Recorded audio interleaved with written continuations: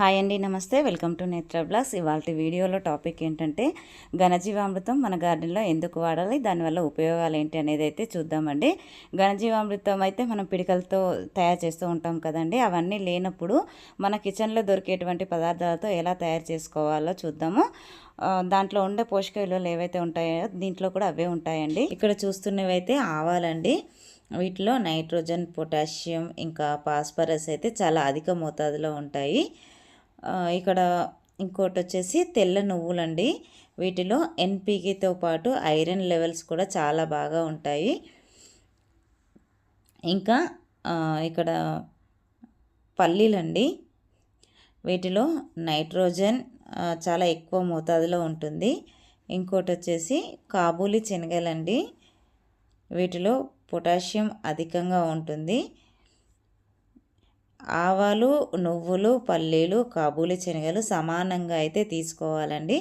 అన్నీ ఈక్వల్ క్వాంటిటీయే, ఏది ఎక్కువ తక్కువ కాకుండా తీసుకోవాలి. దీన్ని మెత్తగా మిక్సీ పట్టుకోవాలండి. వీటిలో నూనె శాతం ఉంటుంది.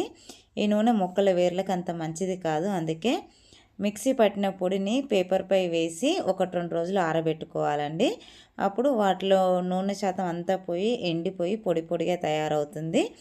నేను ఆల్రెడీ మిక్సీ పట్టి పెట్టానండి. ఇలాగా మిక్సీ పట్టుకున్న దాన్ని మనము వాటర్లో సోక్ చేసి మన మొక్కలకి అయితే ఈజీగా వాడుకోవచ్చండి. చాలా మంచి రిజల్ట్ అయితే ఉంటుంది.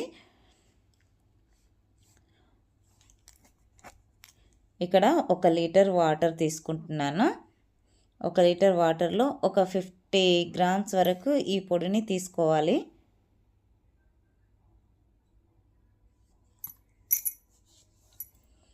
చూస్తున్నారు కదండి, నేను అందాజలా వేసేస్తున్నాను. 50 గ్రామ్స్ అంటే ఒక 2 టేబుల్ స్పూన్ వరకు అయితే తీసుకోవాలండి. తర్వాత దీంట్లో కొద్దిగా బెల్లంని కలుపుకోవాలి. ఇలాగ కలుపుకున్న దాన్ని ఒక 2 రోజుల వరకు అయితే మనము ఫర్మెంటేషన్ చేసుకోవాలండి. ఈ ఫర్మెంటేషన్ పద్ధతి ఎట్టి పరిస్థితుల్లో మనము ఎండలో పెట్టకూడదు, నీడలోనే పెట్టుకోవాలండి. ఇలా 2 వేసిన తర్వాత ఒకసారి మనకు క్లాక్ వైజ్ డైరెక్షన్లో తిప్పుకుంటే మనకి పొద్దున సాయంత్రం కూడా 2 డేస్ అయితే తిప్పుకోవాలండి. అలాగా ఇక్కడ నేనైతే ఆల్రెడీ మనకు లిక్విడ్ చేసి పెట్టుకున్నానండి. మీకు చూపించడం కోసం ఇప్పుడు కొద్దిగా క్వాంటిటీలో తయారు చేశాను. ఇక్కడ దీన్ని ఫర్మెంటేషన్ చేసి అయితే ఆల్రెడీ 2 డేస్ అవుతుంది. ఇప్పుడు ఇది వాడుకోవడానికి అయితే మనకు రెడీ అయిపోయిందండి.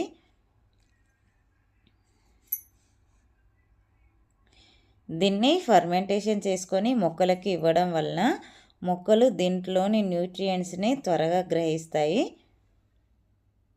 ఇక్కడ చూసారు కదండి, మనకి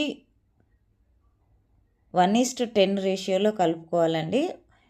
10 లీటర్స్ వాటర్కు ఇది ఒక 1 లీటర్. కొద్దిగా అటు ఇటు అయినా ఏం పర్లేదండి. ఇక్కడ చూస్తున్నారు కదండి, మన వంగ చెట్టు అయితే ఎంత గుత్తులుగా కాస్తున్నాయో. ఇలాంటి లిక్విడ్ ఫెర్టిలైజర్ చేసుకొని ఇవ్వడం వల్ల మన ప్లాంట్ అయితే చాలా బూస్ట్ అందించిన వాళ్ళమైతే అవుతామండి. మనకి చూస్తున్నారు కదా, బెండకాయలు కూడా ఎంత మంచి సైజులో అయితే వస్తున్నాయో. ఇవి మనం ఇట్లా లిక్విడ్ ఫర్టిలైజర్ చేసుకొని ఇవ్వడమే కాకుండా మనం సాయిల్ కలుపుకున్నప్పుడు ఒక 2 స్పూన్ల పొడిని తీసుకొని మొక్కలు ఉన్న కుండీలో మట్టిలో కలిపేయాలండి. పైపైన మాత్రం చల్లకూడదు. కొద్దిగా సాయిల్ తీసి అందులో వేసి మళ్ళీ సాయిల్ కప్పేయాలండి. ఇక్కడ మనకి ఫ్రూట్ ప్లాంట్లకి, వెజిటేబుల్స్కి, ఫ్లవరింగ్ ప్లాంట్స్ అన్నిటికి కూడా ఇచ్చుకోవచ్చండి. చాలా బాగా పనిచేస్తుంది. చిల్లి కూడా చూసారు కదా, పచ్చిమిర్చి ఎంత బాగా కాస్తుందో. ఐ హోప్ ఈ వీడియో మీకు నచ్చిందనే అనుకుంటున్నాను. నచ్చితే లైక్ చేయండి, షేర్ చేయండి, మా ఛానల్ని సబ్స్క్రైబ్ చేసుకోండి. మరిన్ని వీడియోస్ కోసం బెల్ ఐకాన్ని క్లిక్ చేయండి. Thank you for watching.